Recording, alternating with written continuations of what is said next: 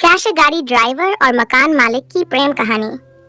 रामू एक मेहनती और ईमानदार गाड़ी ड्राइवर था। वह दिन रात मेहनत करके अपने परिवार का पालन पोषण करता था।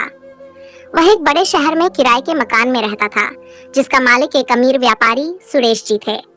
सुरेश जी की एक इकलौती बेटी थी, जिसका नाम स्नेहा था। स्नेहा पढ़ी लिखी, सुंदर और बहुत समझदार लड़की थी, लेकिन अपने पिता के ज्यादा सख्त होने के कारण वह ज्यादा लोगों से घुल मिल नहीं पाती थी। रामू रोज सवेरे जल्दी उठकर अपनी टैक्सी लेकर निकल जाता और देर रात लौटता।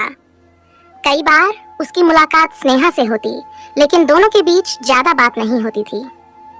एक दिन जब रामू की गाड़ी खराब हो गई, तब उसे सुरेश जी के बंगले के बाहर खड़े होकर मैकेनिक का इंतजार करना पड़ा। संयोग से उसी समय स्नेहा बाहर आई और रामू को परेशान देखकर उससे पूछ बैठी, क्या हुआ? रामू ने बताया कि उसकी गाड़ी खराब हो गई है और वह मैकेनिक का इंतजार कर रहा है। स्नेहा ने पहली बार गौर किया कि रामू मेहनती होने के साथ साथ बहुत ही विनम्र और ईमानदार इंसान है। धीरे धीरे दोनों के बीच हल्की फुल्की बातचीत होने लगी। बदलाव की शुरुआत। कुछ ही दिनों में स्नेहा को एहसास हुआ कि रामू की सोच आम लोगों से अलग है। वह ईमानदार था, किसी भी तरह का छल कपट नहीं करता था और हर परिस्थिति में खुश रहता था। धीरे धीरे दोनों में दोस्ती हो गई और ये दोस्ती धीरे धीरे प्यार में बदलने लगी। एक दिन स्नेहा ने हिम्मत जुटाकर अपने पिता से कहा कि वह रामू को पसंद करने लगी है। यह सुनकर सुरेश जी आग बबूला हो गए। उन्होंने स्नेहा को कड़े शब्दों में समझाया कि वह और रामू अलग अलग दुनिया के लोग हैं और यह रिश्ता कभी संभव नहीं हो सकता। लेकिन स्नेहा अपने प्यार पर अड़िग रही। जब रामू को इस बारे में पता चला तो उसने खुद सुरेश जी से बात करने की कोशिश की। उसने कहा, साहब, मैं गरीब जरूर हूँ, लेकिन मेरा दिल साफ है। मैं आपकी बेटी से सच्चा प्यार करता हूँ और अगर आप चाहें तो मैं अपनी मेहनत और ईमानदारी से अपनी काबिलियत साबित कर सकता हूँ। सच्चे प्यार की जीत।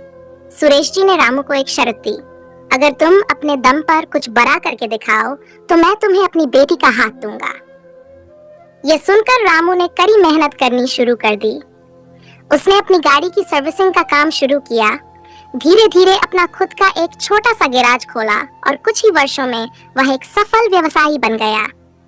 जब सुरेश जी ने देखा कि रामू ने मेहनत से अपनी काबिलियत साबित कर दी है, तो उन्होंने उसकी सच्चाई और लगन को स्वीकार कर लिया। आखिरकार उन्होंने स्नेहा और रामू की शादी को मंजूरी दे दी। अंजाम सुखदंत। रामू और स्नेहा की शादी धूमधाम से हुई। रामू ने अपनी ईमानदारी और मेहनत से अपने प्यार को पाया और स्नेहा ने साबित कर दिया कि प्यार की आड़ खड़ी नहीं हो सकती। धीरे धीरे सुरेश जी को भी एहसास हुआ कि सच्चा सुख पैसे से नहीं, बल्कि सच्चे रिश्तों से मिलता है। इस तरह गाड़ी ड्राइवर और मकान मालिक की बेटी की प्रेम कहानी ने यह साबित कर दिया कि प्यार में न अमीरी गरीबी की दीवार होती है, न ही कोई ऊंच नीच। बस सच्चे दिल और ईमानदार कोशिश की जरूरत होती है।